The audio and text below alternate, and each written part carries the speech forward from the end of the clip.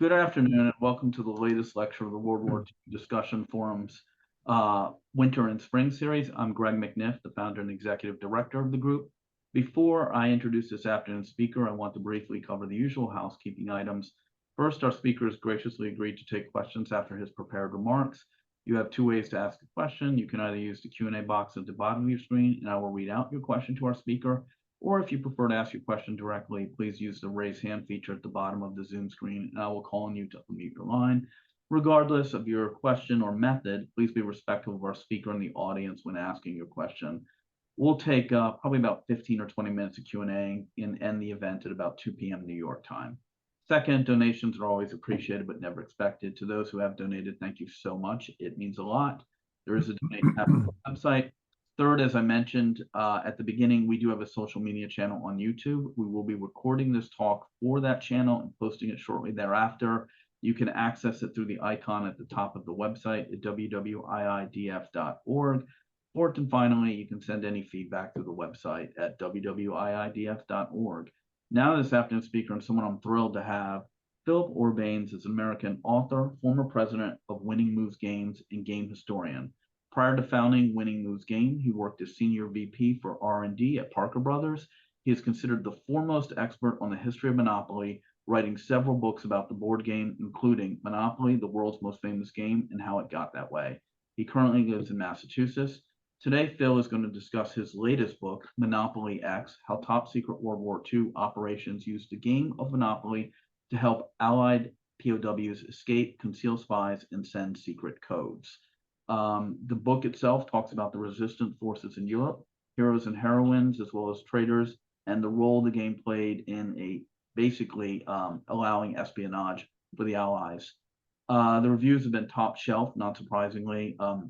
Will Shortz, the crossword editor of the New York Times, writes, Monopoly X reveals the never before told story of how an authority in the game of bridge used a Monopoly board to create ingenious code that surprisingly exposed spies at the highest level of the U.S. government. While Steve Dubnyk, president and CEO of the Strong National Museum of Play, writes, in Monopoly X, Phil Orbanes weaves together a fascinating story about Monopoly's unknown role in World War II. With skill befitting the best novelist, the author takes the reader on a ride through the twists and turns of great spy fiction. Only this story he's telling is true. And finally, the journal writes, truly memorable. And I certainly couldn't disagree with that. It's a wonderful book. And with that, I'm thrilled to have him, and I will turn it over to Phil. Thank you very much, Greg. And welcome everyone to the talk today. I'm very honored to be here. And I'd like to begin by making three quick points before we get into the heart of the presentation. The first is that Monopoly's use in helping POWs escape during World War II was a complete secret for 40 years. And you'll find out why it was held so tightly. When it was finally released, only the top line was revealed. 20 more years had to pass before more of the veil of secrecy was lifted. There's still quite a bit that is classified still. And one final point, it took me 35 years on and off to research and compile the story that appears in the pages of Monopoly X.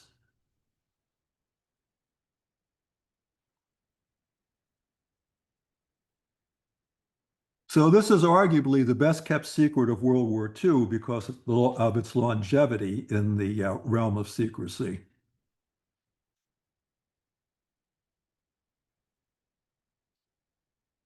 And during the war, Monopoly was used for three purposes, the most significant of which was to smuggle escape aids inside its game boards to British and US prisoners held in German POW camps.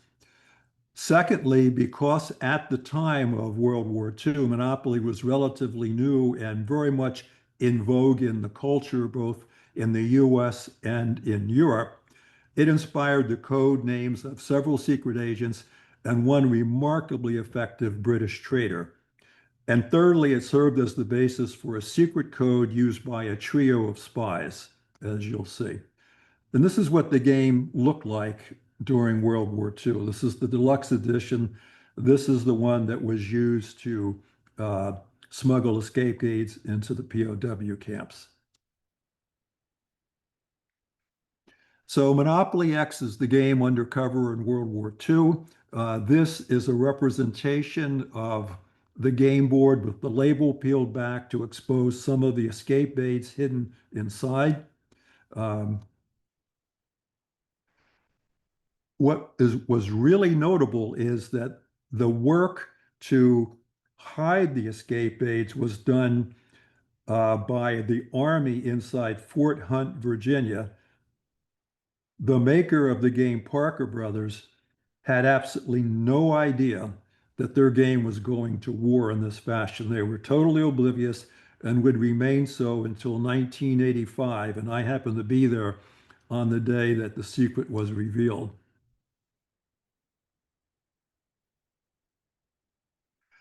So the hidden escape aids helped about 1,600 American and British prisoners successfully escape Nazi POW camps.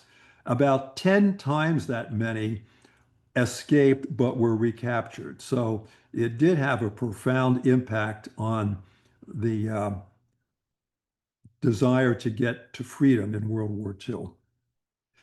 So the first escape using Monopoly as a source of uh, help uh, occurred at Colditz, the German POW camp. It involved English Major Harry Neve, who was a captain at the time, and he was accompanied by a Dutch lieutenant named Tony Lutane.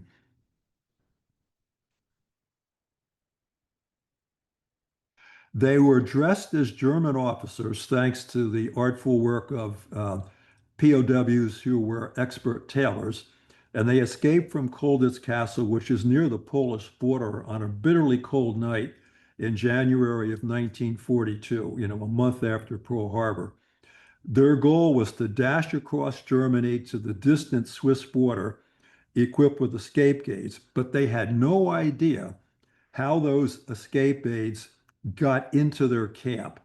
Uh, in the book, of course, I reveal how they were smuggled inside a Monopoly game board, but this is something that Neve in particular would learn only after he got to England. Now, here's a map of what they needed to do. They had to get out of Colditz and take a local train to Leipzig. From Leipzig, they needed to take an express to Ulm.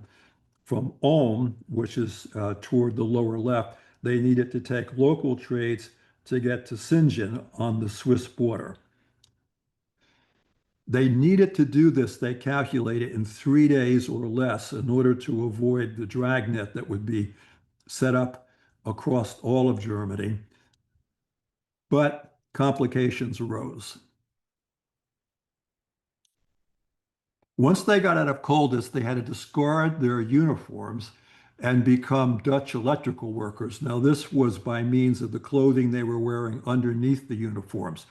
And as many of you may know, Germany during World War II required a great deal of imported labor to take the place of the young German workers who were being drafted and sent mainly to the Eastern Front. So Dutch and French young men were commandeered into Germany to work the factories, and it was not at all unusual that you would see them riding the rails to get from one assignment to the other. So that's why Neve and Lutane became electrical workers. So once they got out of the camp, they had to walk to the nearest station, and they then successfully boarded the train and did get to Leipzig. But they then found out that the express train to Ulm only ran at 9 o'clock at night, which meant they had to hide in plain sight all day. When they finally did board the train, they were invited by a German SS officer to sit in his compartment. And his reasoning was he had a group of friends who didn't show up. The seats were available. Neve and Lutane were standing right outside his door. And by the way, that was their intent, to stay in the hall and somehow keep each other up all night in order to avoid contact with the very type of German uh, military man who was now inviting them into his compartment. But both Neve and Lutane spoke German. Lutane's was perfect because having grown up in the Netherlands, he was in the German section. So he had no trouble explaining to this SF officer what their purpose was and where they were going, and he put the officer at ease. When they finally got to Ulm and then transferred or wanted to transfer to a local, they aroused the suspicion of a ticket agent, a lady who was manning the booth there. And her suspicion was generated not by the two not by the two Dutch workers, but by their paperwork, which she didn't think was in order. Now, as you'll see very shortly, the way paperwork was generated for POWs was extremely tedious. First, the right material, paper, had to be smuggled into the camps, and then skilled artists and printers had to put the actual letter and graphics on by hand, and in many cases make it look like it was typed.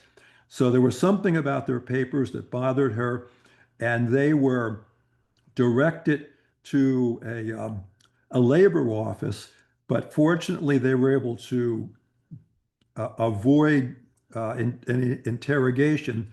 They slipped out and they walked for hours to another station where, thanks to a map that was hidden inside the Monopoly game, they knew exactly where to go in order to catch a train. And by the way, at this point in time, they've already used a compass inside of Monopoly. They've used money from Monopoly to buy the tickets. And of course, they had the map. Now, they got quite exhausted from lack of sleep, but they did manage to board a train to Stokach, which is still several miles from the Swiss border. They had decided at that point they couldn't risk getting any closer because the closer you got to the Swiss border, the more intense was security. Woodcutters threatened them as they hiked. They fled into the woods and miraculously found an abandoned beekeeper's hut where they collapsed and slept for the remainder of the day. When they got back on the road, Hitler Youth approached. There were 10 million Hitler Youth in Germany, and one of their uses during the war was to canvass the roads to look for POWs on the run. Both Neve and Lutane managed to dissuade them from thinking that they were POWs on the run.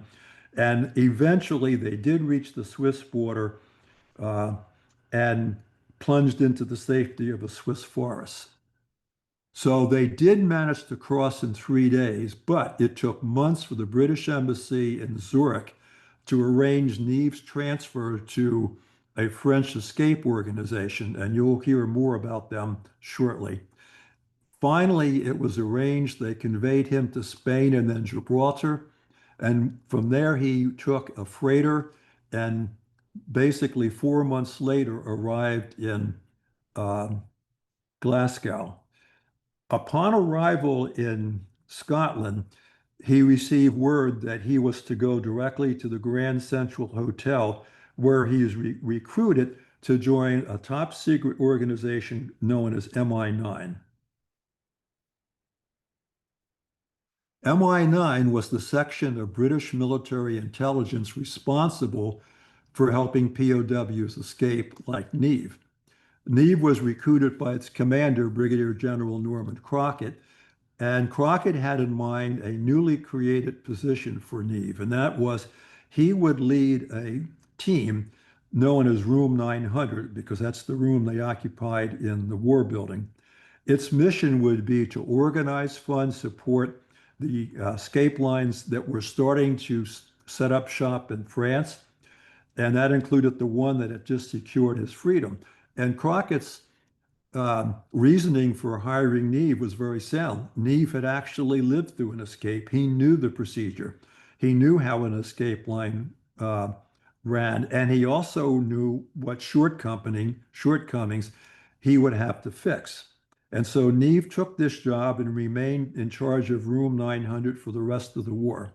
So Ari Neve, the very first POW helped by Monopoly to escape, turned out to be one of the most important POWs that the game aided during the entirety of the war. So its creative genius was Christopher Clayton Hutton, nicknamed Clutty. He, by the way, was the inspiration for the gadget expert in the James Bond novels, Q. And Clutty had in mind how Monopoly could be used to smuggle low-profile, lightweight escape aids. And that became his passion. And by the way, you'll see he did other items as well, where doctored ordinary items like shaving brushes and things could be used to hide items. But Monopoly turned out to be the best of all because it had a large area, and the type of escape aids that it would be holding were all very easy to hide. For example, identity documents, if in fact they were standardized, silk maps. The reason for silk was because it didn't deteriorate in water, it didn't rustle most significantly when opened, and it didn't deteriorate on the fold lines. Money, German money, was essential if you were to either buy rail tickets or bribe, people along the way who were going to hold up your progress. Saw blades, the blank paper I mentioned earlier, tiny compasses that were very crucial to identifying which direction you were walking or running. And finally, this little device, which is called a giggly wire saw. When this is unraveled and wooden handles are connected to it, it will saw relatively easy through bars or barbed wire. Its main purpose, by the way, is in surgery, it's used as a bone saw. The types of things that could not be directly provided are certain documents like rail tickets or Nazi work permits, but that's where the blank paper was so useful. And this is what the Monopoly game, well, I'm sorry it moved on so fast, looked like. At the end, I'll show you what it looks like when it's open. But this is Monopoly 1940, and as you can see, it's not too different from the Monopoly board today. This is an actual escape map that was hidden inside of Monopoly. It's about 18 inches across. It folds perfectly for storage inside the board. This one happens to be of Germany, but escape maps were also hidden for camps that were either in Italy or maybe closer to Scandinavia or France. Many were in color. Well, MI9 began its life in this hotel in London, but because of a German bombing raid, they were compelled to move to a suburb about 20 miles outside the city called Beaconsfield to this facility, which I think was a girls' school at one point. Clutty, being the eccentric, did not want to work above ground. He decided he wanted to work in the bomb shelter. So that's where he did all of his creative work, including items like this deck of cards. Each card had a section of a map inside, so you could lay out the 52 cards and form, let's say, the map of Germany that you saw earlier. By the way, he was also responsible for providing evasion aids to all British airmen who flew missions over France or Germany. If they were shot down, they had a silk map sewn into their uniform. They had a little compass actually hidden inside a hollow button on their uniform. And they had escape kits that would include a lot of essentials in what appeared to be a canteen. Those were all his inventions.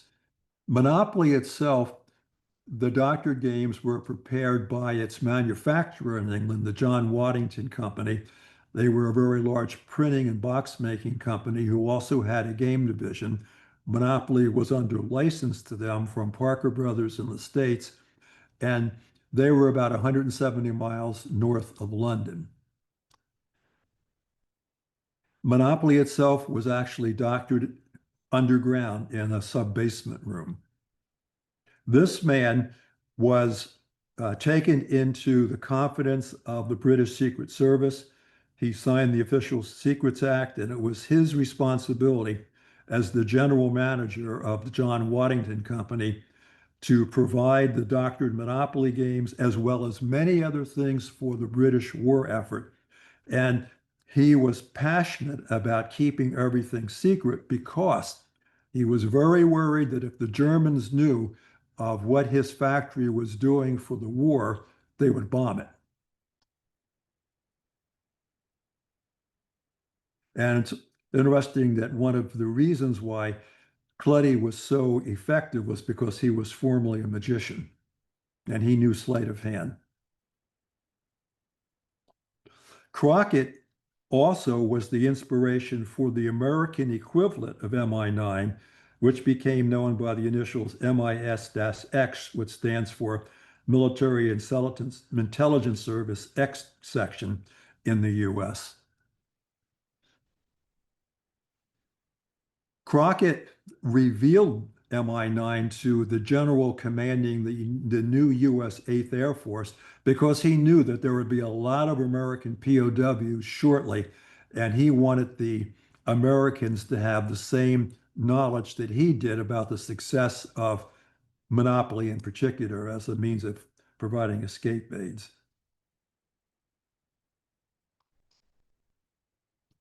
So where was the US effort housed? It was located in Fort Hunt, which was formerly part of George Washington's Mount Vernon, south of Alexandria in Virginia. It was headed by this Colonel, Robley Winfrey. These two buildings were devoted to MIS-X. One building was used to doctor the games and other escape aids. The other was used in messaging, which we're going to get to, because one of the most fascinating things about the effort to aid POWs was the means that was successfully anticipated and used throughout the war to communicate both ways with POWs through letters sent home.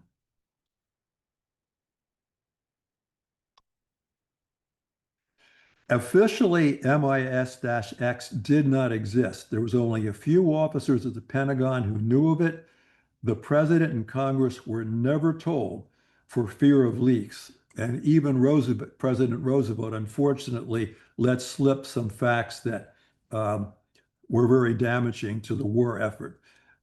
If, in fact, just one member of Congress or one member of the president's staff had boasted or hinted about monopoly's use, the Germans would have learned of it. And from that point on, they would have inspected every single monopoly game coming into the camps, and that would have killed it. That never happened, fortunately. Now, where did the name Monopoly X come from? Sorry, this is moving so quickly. I'll try to bring it back. Okay. There we go. They were accompanied, doctored games were always accompanied, come on back, by ordinary Monopoly games. The ones that were doctored were called Monopoly X. The ones that were not doctored were known as Monopoly V for vanilla. This has a mind of its own, I apologize. So Monopoly X was a doctored game, and inventory Monopoly V was an ordinary game. And typically, when games were sent into a POW camp, there were two Monopoly Vs for every Monopoly X. There was a person inside of each POW camp who was responsible for the escapes and the escape committees in the camp. He knew when games that were doctored were coming in. Now, the first U.S. airman to successfully escape was Lee Shorty Gordon. He was accompanied by a British sabotage agent named Thomas Carr, and they both escaped from Stalag Luft 7A in October of 1943. So this is, about 18 months after the British POWs began to escape in Germany. This is an aerial view of their camp. Both were Monopoly players and they both preferred the race car token. Pre-war, Gordon had been a race car driver, which is why he liked the race car token. He was only 5'2", and so he worked the ball toward underneath the B-17, which was very cramped. So usually the ball toward operator was the shortest member of a crew. Gordon was a cantankerous guy. He had tried twice before to escape, but failed. Finally, on his third attempt, he was teamed with a British secret agent, Tom Carr. They were given several escape aids, and they did manage to successfully escape by train. Their camp was much closer to the Swiss and French borders, but um, they were sent not to Switzerland, but to Strasbourg, which had formerly been part of France, but was now a province of Germany. And they had their desire was to get out of Stalag 7A, get down to Munich, pick up a freight train where escape line workers would help them get to Strasbourg. And they wanted to accomplish this in one day. In Strasbourg, they would be connected with a line known as the Shelbourne line. It ran from Cherbourg directly to Paris, or Strasbourg to Paris. And if all had worked well, they would have been in Paris in just a couple of days' time. However, Carr had difficulties in when he jumped out of the freight train, and he missed the connection to Paris. An escape line worker decided to personally take him to Brussels to another line, which was much more well established, and that was known as the Comet Line.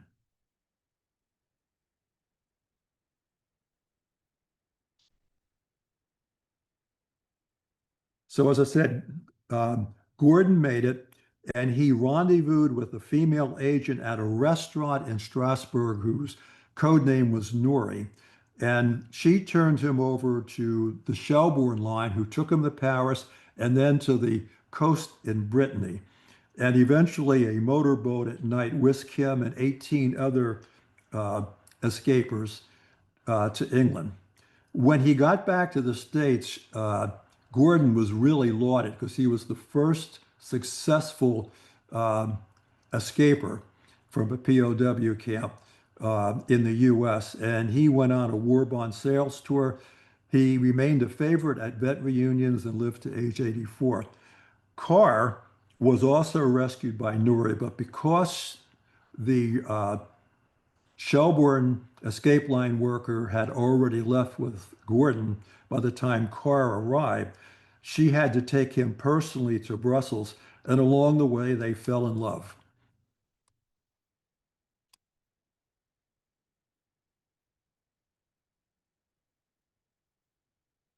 She was quite something. She was enlisted by Alan Dulles of the OSS, that's our predecessor to the CIA, headquartered in Bern, Switzerland, to run a mission across Germany to Finnish agents north of Berlin.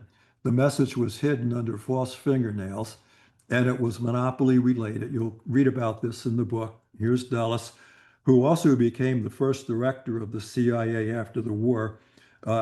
He was housed in this mansion in Bern, supposedly as Roosevelt's personal envoy. So his espionage activities were concealed behind this facade. Another person that I met along the way was Jim Pinter, a Hungarian.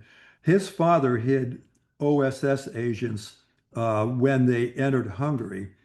Uh, there's a very amazing story in the book about how his father was nurturing and hiding 42 Jews in his sub-basement when one day a entire SS company arrived on the street outside his door.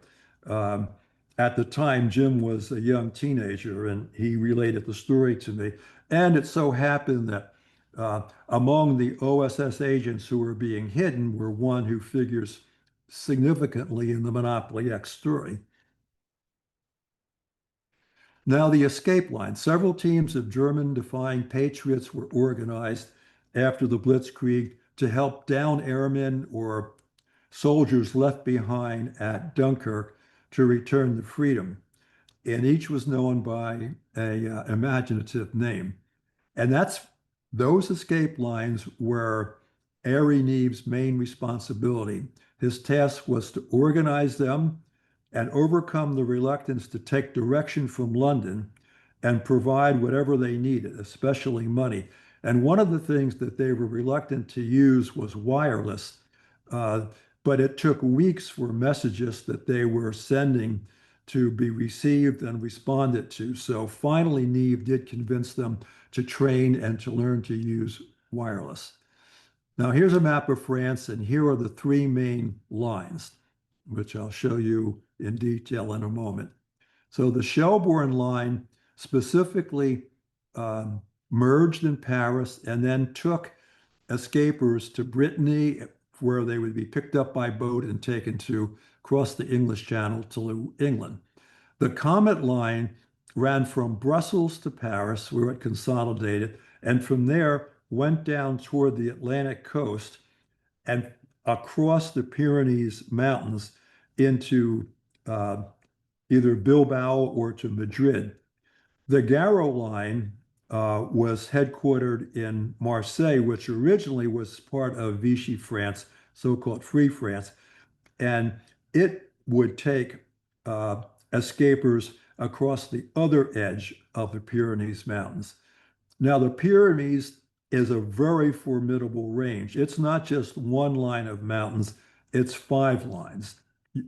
And in order to get from France to Spain, POWs with a Spanish guide, a Basque guide, would have to cross 5 peaks.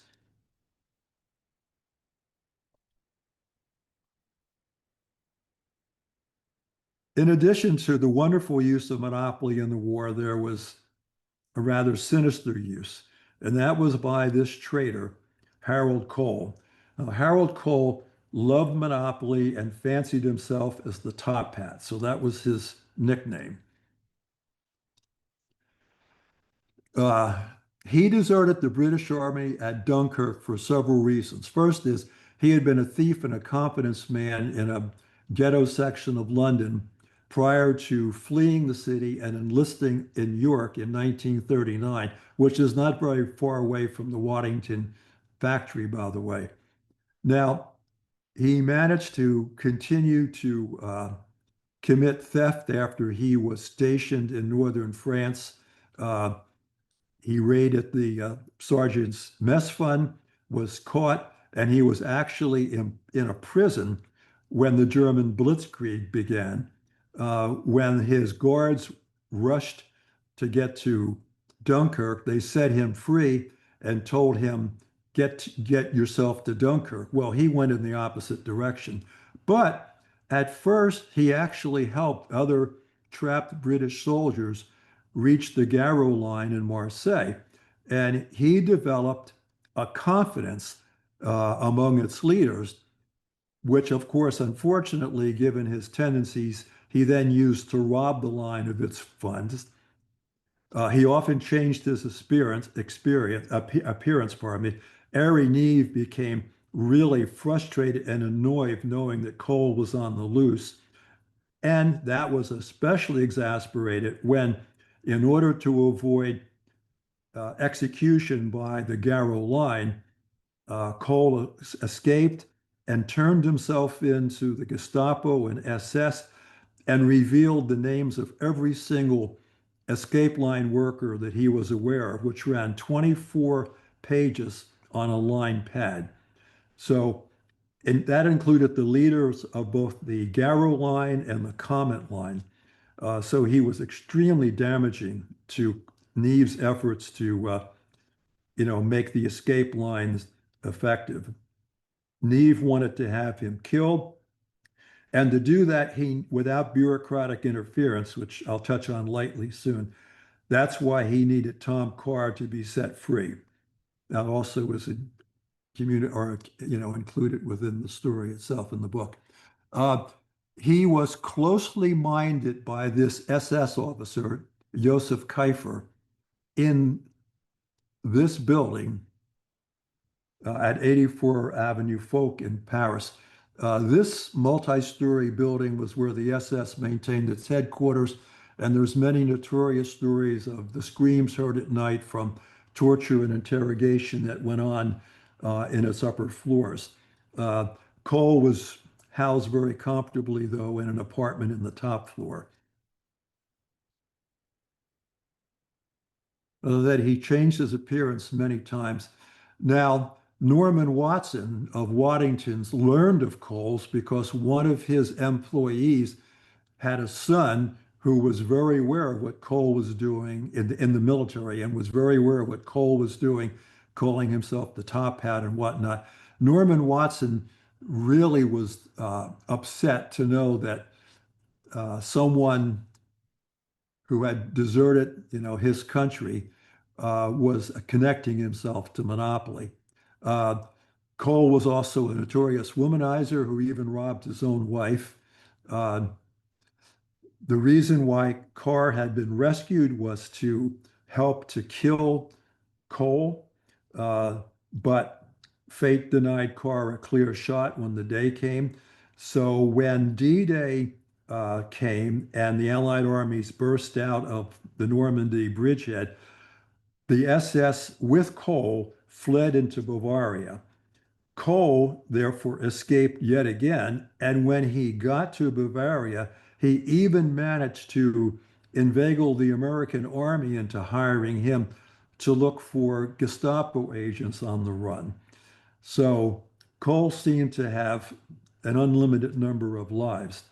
But um, after D-Day, Carr and Norrie helped Neve rescue 150 downed airmen who had been hiding in what was nicknamed Sherwood Forest. Now, after D-Day, it became impossible for the escape lines to operate because the Germans were fleeing through the areas of their normal operation.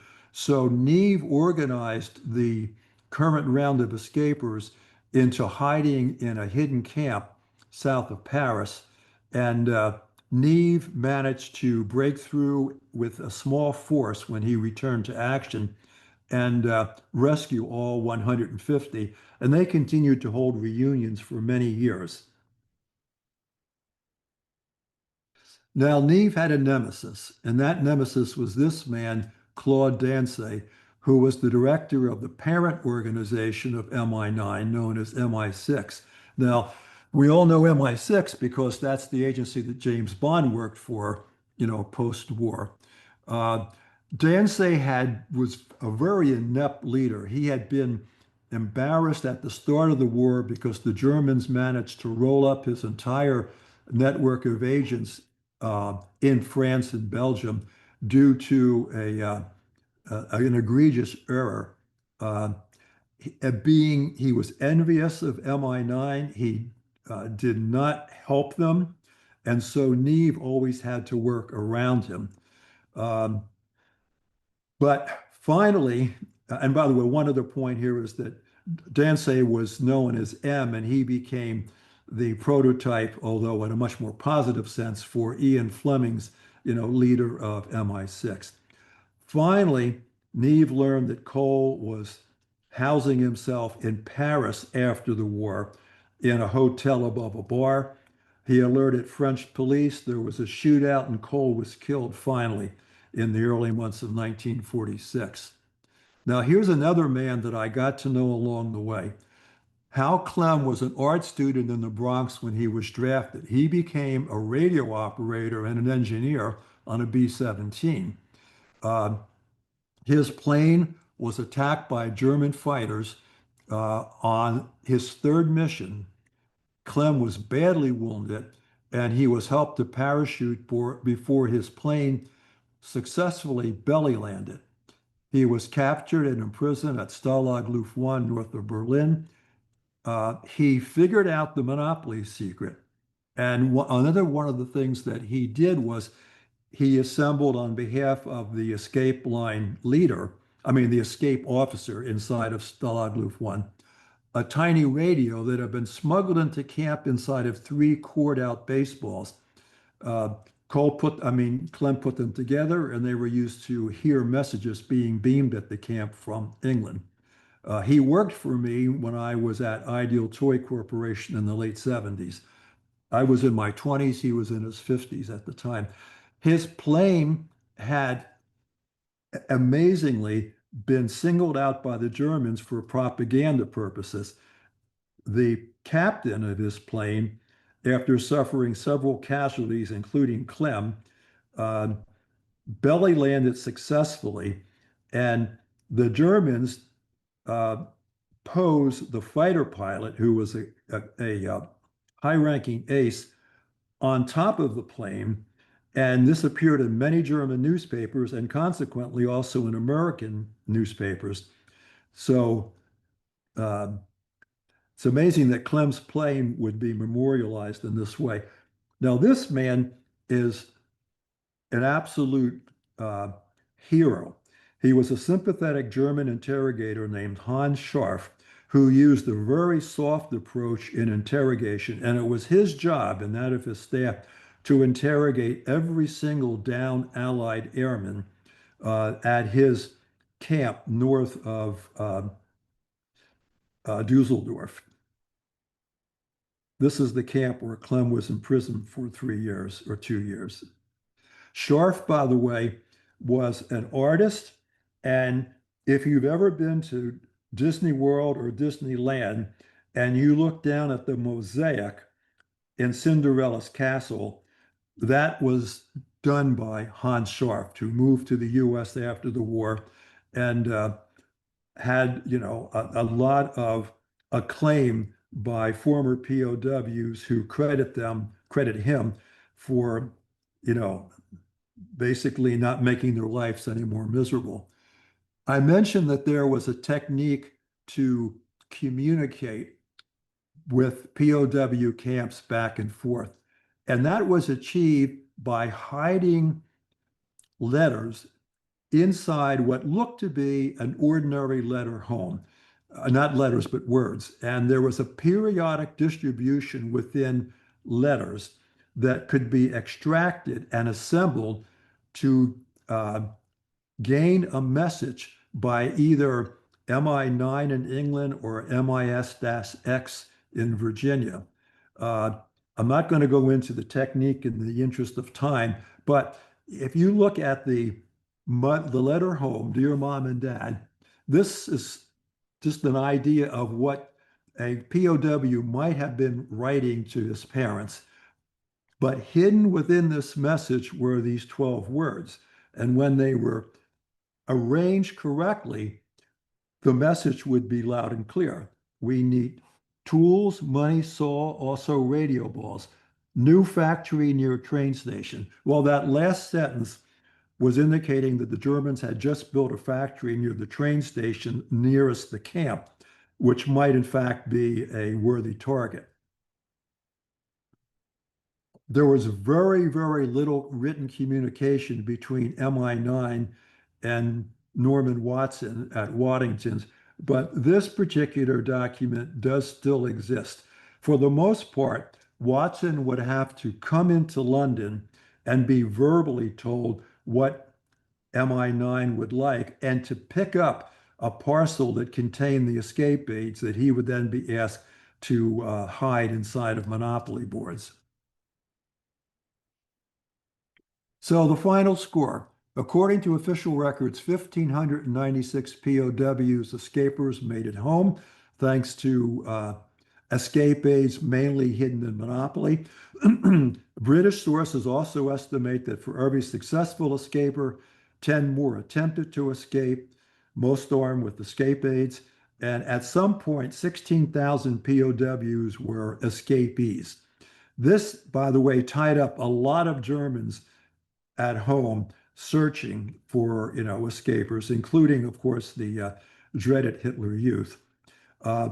5,000 airmen evaded successfully capture once they were shot down on the ground, and the escape lines did get them to Spain. But sadly, for every successful escaper or evader, one escape line worker lost his life.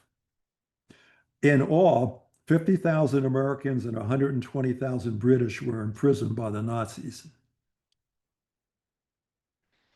So the monopoly secret endured for 40 years.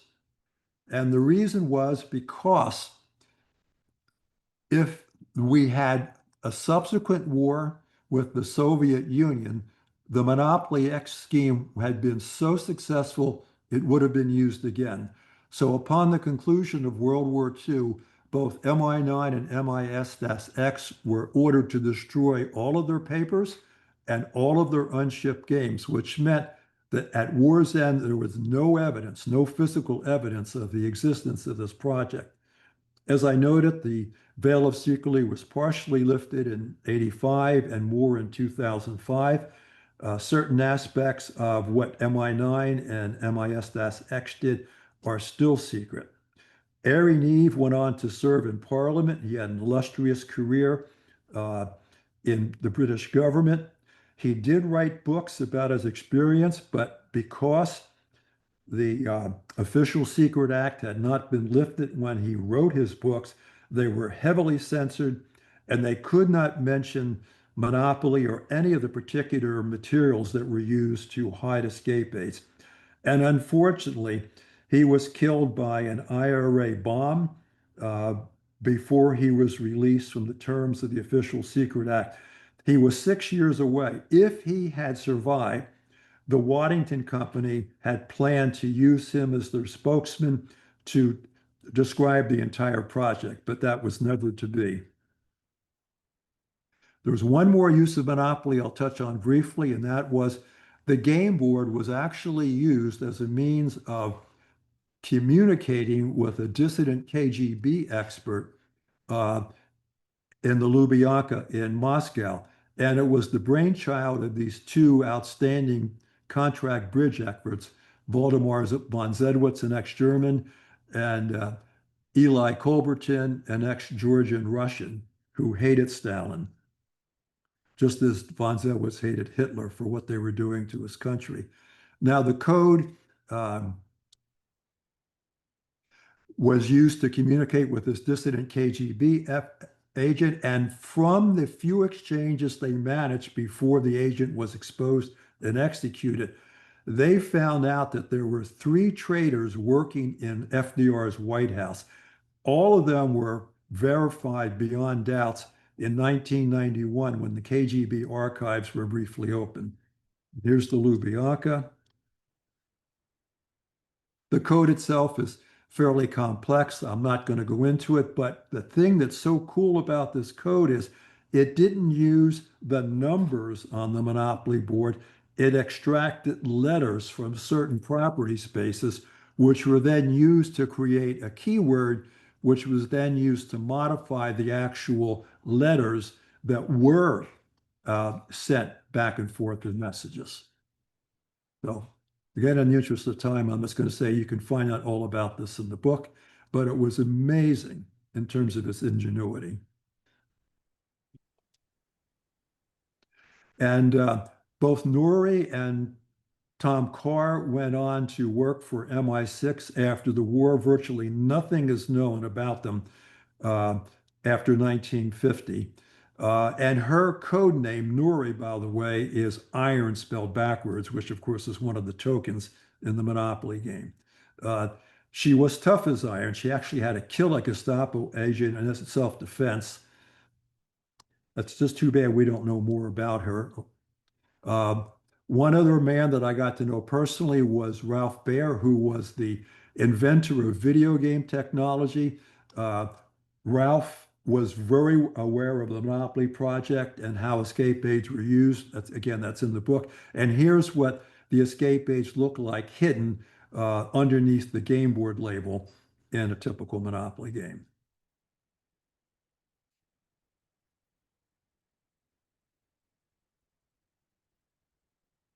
Thank you very much. And that's it. Oh, that was great. Thanks, Phil. We already have a few questions. I'll just read them off. And again, if anyone would like to ask a question, please type it in the Q&A box or raise your hand. A guest actually writes, great presentation. Hopefully you're working on the movie. Yeah, there is interest in bringing this to the screen. It's very complicated, though. Hollywood is not easy to work with. I can't even begin to imagine, but it Yeah. seems ideal. I guess they call it treatment or the ideal story for the screen. Um, Mike and Alex, I see your raised hands. Uh, I'll get to you. Steve's asked, perhaps I missed it, but how did the prisoners learn about the Monopoly games so they knew what to look for? Okay. One out of every 10 airmen who was sent to Europe was trained in the use of what was called the code user technique that I mentioned earlier. So it was by means of messages sent back and forth to the leader of the escape committee, and I'm going to mention how he was selected in a moment. So through these messages, he would either request aids or he would be told they were coming in, or the the members of the who were taken into confidence and taught these codes knew that a variety of items might be used to hide escape aids, whether they were shaving brushes, gramophone records, uh, decks of cards, or Monopoly games. The camp always appointed the highest ranking POW to be commandant of the camp, who would help to organize the POW activities, whether it was regarding food or laundry or whatever. And one of the people that he would assign would be the leader of the escape committee. That person was told from that point on never to have any contact with the camp commandant, in other words, his boss, because in the event the commandant was tortured or interrogated, he would know nothing of escape activities. It was the mission of the escape leader, known as Big Y, to receive and hide escape aids. And generally speaking, when Monopoly games came in, they would all be routed to him. He would open them up. If there was a tiny red dot on one of the spaces of the Monopoly game board, he knew it had been doctored.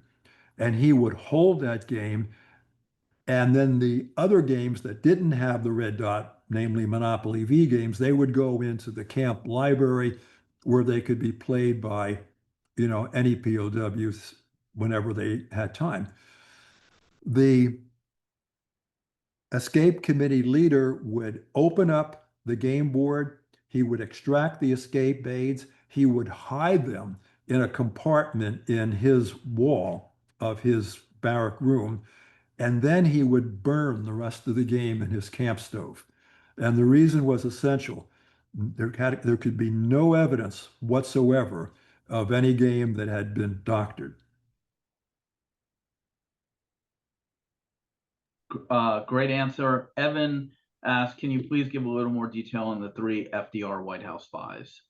Yeah, one of them was Lachlan Curry, um, who I think was in the Treasury Department. There was Harry Dexter White, and most notoriously, there was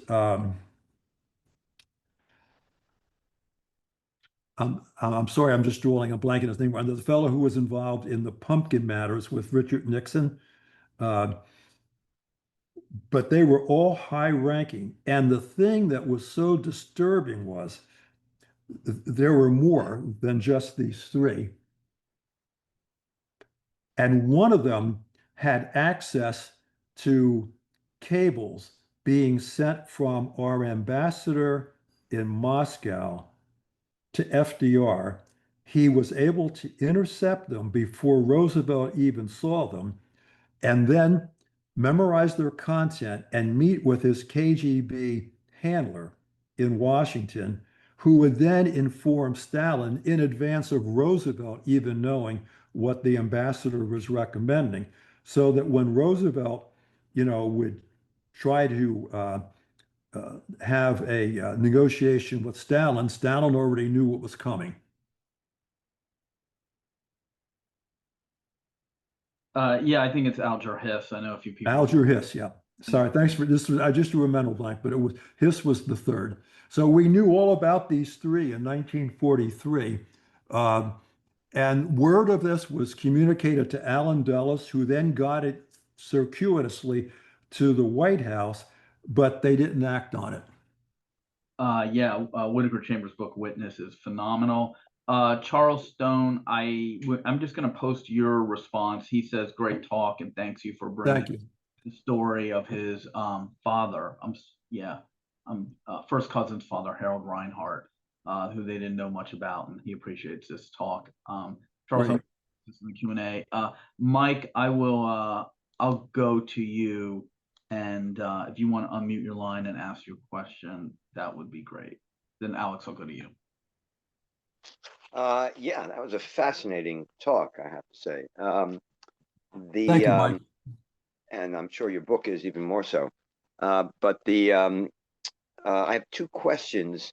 One, which was about, I mean, did the Germans, because there were obviously people assembling the the doctored boards in England, and I mean, did the Germans ever penetrate or get any inkling? Did any of their agents, most of whom were overturned, Right. but Exposed and captured, yeah. yeah, but or with the turncoat, was there any? Did they ever get aroused Suspicious, yeah. suspicions about it? And also, yeah, we'll go. That's the first question. Yeah. The second question is, when there were more than four people, four prisoners escaping, such as the famous Great Escape, Right. started with three. Obviously, there would be suspicion aroused if too many Monopoly games were being sent to prisoners in any one camp. Correct. So did they have any means of putting in enough materials into these boards to accommodate larger scale escapes? Maybe not on that large a scale. Yeah. But Okay, well, yeah, go on. I'll answer the first question. At every single German POW camp, there was a receiving building called the Auflag, I think, where all packages, care packages, if you want to call them that, sent to POWs, mainly by family members or charities, were inspected. The Red Cross was responsible for supplementing the diet of POWs. So it was crucial that Red Cross food packages flow uninterrupted into POW camps. And sometimes they didn't, by the way, which is a real hardship. But what the Germans would do is when the food would come in, they knew pretty much that food wasn't going to be a source of hiding for escapees, but they would still take bayonets and shove them into the metal cans that the foods were packed in for two reasons. Number one, to make sure that they were consumed quickly and were not used for other purposes. And secondly, that they couldn't be used to carry food by escapers if they got out of camp, because the food would be rancid by that point. So they did look at every single other item that came in, and sometimes they did discover escape aids, and they would alert the entire system, that shaving brushes should be cut open because inside the wooden handle you may find a map or a saw blade. But the German culture venerates game playing, and as a result, they regarded games as a source of diversion for POWs to take their minds off escaping, and they only cursorily investigated games. So when a Monopoly game came in, yes, they might open the box lid and look through the paper money and the other components, but it never occurred to them to dig into a game board. And the reason for that was that Waddington's and MISX in the States did a fantastic job of making sure that the game weighed the same and that it was smooth to the touch under the label. It was never suspected, and no agent in England or the US ever got back to, let's say, the avoir with a note of caution saying maybe we should pay more attention to the John Waddington Company. No, that never happened, which was another miracle, I guess. And then the final thing is the Germans actually learned that we were using certain items to provide escape aids, and they decided to emulate it when sending things to their POWs in the States. And there's a great story in the book about what they sent. They didn't send escape aids because, let's face it, how are you going to escape from the US back to Germany? What they did is they smuggled in Hitler propaganda, which the POWs, the German POWs, found disgusting. And by the way, they were very thrilled with how well they were taken care of in American POW camps. And many of them wanted to stay when the war ended as a result of it. Yeah, that And I then, know. yeah. Yeah, go Now, about, was that both questions or just one? no, the other, the Okay. one, The Great Escape is the volume. Well, the answer is the the uh, the two escape organizations had to be very careful not to arouse curiosity by sending in too much of an item. But the camps could actually request what they thought they needed. And like in the case of the Great Escape, they probably uh, loaded Monopoly boards with more maps or money or maybe compasses than usual. Um, but they had to rely on a whole variety of items to get the escape aids in. And then I think that there were teams that were organized in the Great Escape. So really just each team needed to have, let's say, a map or a compass, not every member of the team. right, and then they would duplicate it by hand if, If when need that, be, yeah. oh, okay. Well, great. Thank you. Thank you for everything. Yeah. Yeah, thanks, Mike. Yeah, great questions, Mike, as usual. Alex, if you want to unmute your line and ask your question, you should be good to go. Great, thanks, Greg and Phil. Yeah, so I guess my first question would be, did they try smuggling escape equipment in other games? You know, chess sets, checkers, backgammon, Yeah. anything Yeah. else? You know, Checkers and for checkers for sure, and of course, a checkerboard was used to play chess, so that's the equivalent. But checkerboards and chessboards, are smaller than Monopoly boards. So right. Monopoly had the advantage of having a game board that was almost 20 inches square. And the other thing that's not as well known today is that the cardboard that was used up until the early 1950s for Monopoly game boards was quite thick. Oh, It was at least an eighth inch thick, which meant that you could carve out a compartment that would be at least a tenth of an inch thick when deciding what you could and could not get inside that board. So Monopoly was preferred for that reason. But yes, other games were used. And the Germans didn't discover the use of games for that purpose, nor did they ever figure out that playing cards all right. were used for the map sections. And with the escape aids, they did discover another thing, what you're saying, like shaving Yeah, household brushes and items, so basically. on. So they did they have kind of like enough from that they could think, okay, these other things that we're finding, and that's where all this money that the prisoners are using to escape, or did they have a question like, how do all these prisoners have so many Well, maps and money? Where's it coming from, yeah. essentially? I think again, I pointed out that the Germans have a game playing culture. That's a positive for them. But the Germans are also, especially during the war, were very orderly and only did what they were told to do, especially in the Uh, service. So the order would have to come from headquarters, literally, of the Luftwaffe. I'll tell you about that in a second. To search certain items for escape aids, and it just didn't come.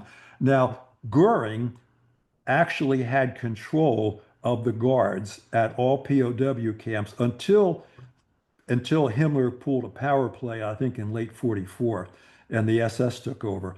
Goering believed that airmen were sort of like knights of the air, right, right, right. and that they should be, the POWs who were airmen should be treated a little better. And so as a result, he was sort of soft on uh, interrogation or soft on searching for escape aids, uh, thankfully to our benefit. Right, great. Well, thank you, Phil. It's a great Yeah, subject. Thank you, Alex. We'll you end got it. Yeah. A question in the Q&A. You mentioned the brilliant distraction of a company of SS men at a crucial moment. What was, quote, the brilliant distraction? I'm sorry, could you repeat that? Or you mentioned the brilliant distraction of a company of SS men at a crucial. Oh, well, this is a true story, and it truly is amazing, but I'll give you the highlights of it. Jim Pinter, who was a chemical engineer, was the son of a owner of a chemical company headquartered in Budapest that after the rise of power of Hitler was compelled to work in conjunction with IG Farben. And if anyone knows IG Farben, they know they were the largest chemical company in Europe during and prior to the war. And it was the company that made the powder and the gas that was used to kill inmates at concentration camps. So IG Farben, which had been sort of an angelic company before the war. They created aspirin, Novocaine, any number of great consumer products. They became evil during the war. And unfortunately, it became fashionable for the sons of IG Farben executives to join the SS. So Jim Pinter's father knew and worked with an IG Farben executive in Frankfurt, whose son became a colonel in the SS. And in 1944, during the time that Jim Pinter's father was hiding 42 Jews, who I believe were probably former employees and their family members, who had been ordered to turn themselves in and be sent to a concentration camp once the Nazis occupied the country. Pinter hid them to prevent that fate. And so they were there in his house in the sub-basement when one day this entire SS company on vehicles arrives on the street. There's armored cars, there's tanks, and there's a command car in the lead. And the colonel who gets out of that car with his entourage comes right to the Pinter door and knocks.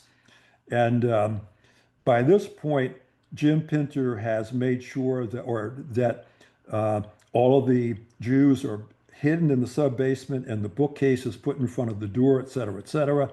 So now his father goes to the door, very trepidatious, and he opens it. And who's at the front door but the son, the colonel in the SS, whose father, Jim Pinter, works with at IG Farben.